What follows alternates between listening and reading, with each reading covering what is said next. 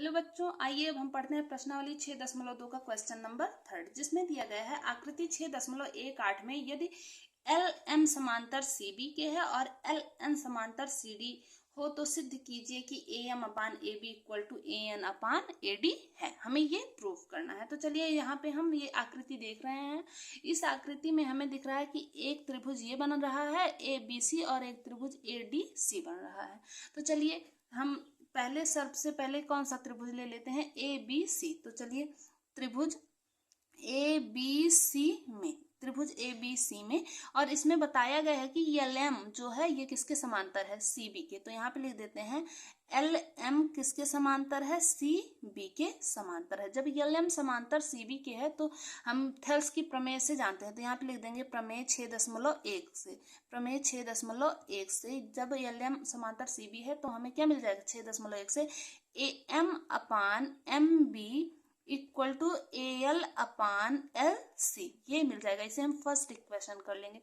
उसी प्रकार यहाँ पे अब आइए त्रिभुज ए डी सी में। अब यहाँ पे लिखेंगे त्रिभुज ए डी सी में, ए डी सी में क्या बताया है कि एल एन समांतर किसके है, सी डी के। तो यहाँ पे लिख देंगे एल एन समांतर किसके है, सी डी के। तो इसमें भी प्रमेय 6.1 लगाएंगे। प्रमेय 6.1 से क्या मिलेगा हमें, इसमें भी मिल जाएगा कि ए एन अपान एन डी, यहाँ पे क्या मिल जाएगा, A N upon N D equal किसके हो जाएगा, ए एल अपान एल सी के। इसे हम सेकंड इक्वेशन मान लेंगे। अब देख रहे हैं कि पहली और दूसरी इक्वेशन में क्या इक्वल है, ए एल अपान एल सी, यहाँ पे भी है ए एल अपान एल सी। इसका मतलब कि ये भुजा आपस में, ये भुजा आपस में बराबर है। तो जब ये दोनों बराबर तो ये दोनों भी बराबर हो जाएंगे। तो अब यहाँ पे लिखेंगे समीकरण 1 व 2 से क्या हो जाएगा, 1 व 2 से जब ये दोनों भुजा आपस में बराबर तो A M upon M B किसके बराबर हो जाएगा, A N upon N D के बराबर हो जाएगा। हमें ये मिल गई। इसे हम थर्ड इक्वेशन मान लेते हैं। इसे हम क्या, कौन सी इक्वेशन मान लिए, थर्ड इक्वेशन। अब क्या करेंगे, थर्ड इक्वेशन तो हम मान लिए। यहाँ पे हमें A M upon M B मिल गया। अब क्या करेंगे, इस इक्वेशन को हम परिवर्तित कर देंगे, नीचे वाला ऊपर।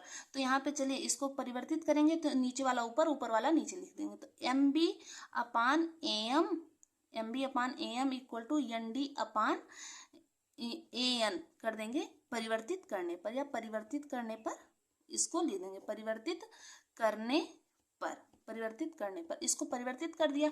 देखिए इतना तो हमें मिल गया, लेकिन हमें प्रूफ जो करना है वो वहां तक जाना है, A M upon A B equal to A N upon A D proof करना है। इसलिए हम यहाँ पे परिवर्तन कुछ करके उसको लाने का प्रयास कर रहे हैं। तो चलिए यहाँ पे परिवर्तित कर दिया। अब हम क्या करेंगे, दोनों पक्षों में एक जोड़ने पर, चलिए दोनों तरफ या दोनों पक्षों में दोनों तरफ एक जोड़ने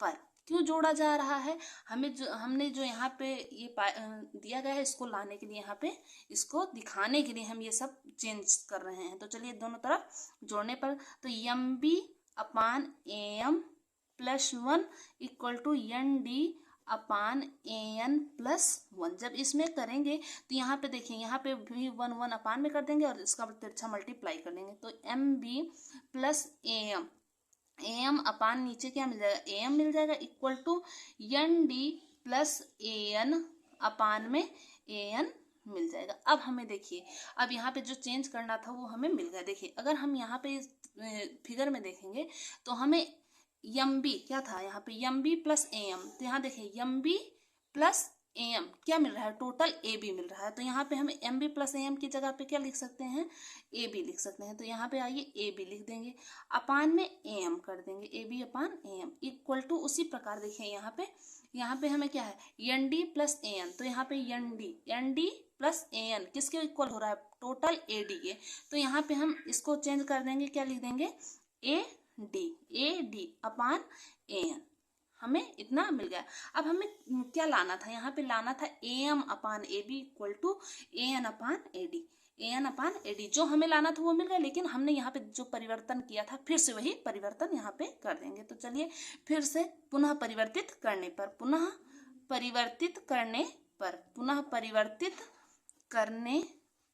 करने पर जब परिवर्तित कर दिए तो हमें क्या मिल गया, AM upon AB equal to AN upon AD, ये हमें मिल गया। और हमें जो प्रूफ करना था वो प्रूव हो गया, प्रूव। यहाँ पे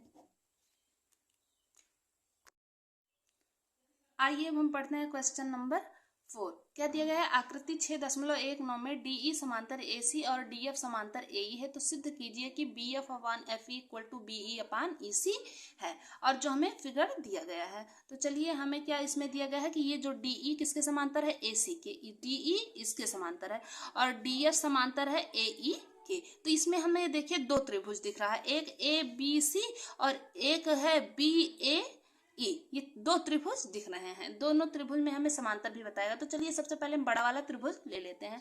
तो हम क्या करेंगे, यहाँ पे लिखेंगे त्रिभुज ABC में। चलिए त्रिभुज ABC में हमें ABC में क्या बताया गया है कि DE जो है ये किसके समांतर है, AC के। DE समांतर किसके है, AC के समांतर है। जब DE समांतर AC है तो प्रमेय क्या लगा देंगे, प्रमेय 6.1 से, प्रमेय 6.1 से क्या लगा देंगे, हमें DE समांतर AC है तो हमें मिल जाएगा कि BD upon AD equal to किसके हो जाएगा, BE अपान EC के हो जाएगा। इसे हम फर्स्ट इक्वेशन मान लेते हैं।